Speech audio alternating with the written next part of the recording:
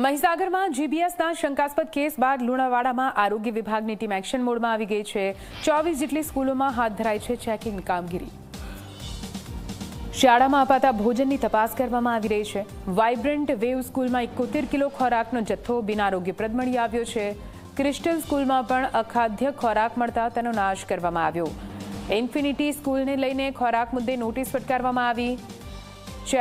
Checking દરમિયાન બાળકોના સ્વાસ્થ્ય સાથે ચેડા થતા હોવાનું પણ સામે આવ્યું છે। અન્ય સ્કૂલોમાં પણ ભોજનની ગુણવત્તાને જોતા શાળાને નોટિસ અપાઈ। 24 શાળાના 13,000થી વધારે બાળકોનું સ્વાસ્થ્યનું ચેકિંગ કરવામાં આવ્યું। આ શાળા ઉપરાંત નાસ્તાની દુકાન અને લારીઓમાં પણ ચેકિંગ, અલગ અલગ જગ્યાએ અખાદ્ય વાનગીનો નાશ કરવામાં આવ્યો છે।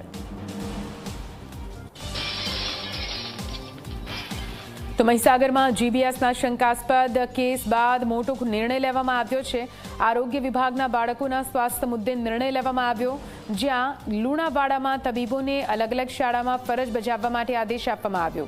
સોમવારથી યાદી અનુસારની તમામ ટીમોએ શાળામાં સવારે 8 વાગે હાજર રહેવા સૂચના આપવામાં આવી છે। લુણાવાડાની 33 જેટલી શાળાઓમાં બાળકોના સ્વાસ્થ્યની ચકાસણી માટે નિર્ણય લેવાયો। સરકારી તેમજ ખાનગી શાળાઓમાં હેલ્થ સ્ક્રીનિંગ તેમજ સ્વાસ્થ્ય સંબંધિત તપાસ કરવા સૂચન કરવામાં આવ્યું।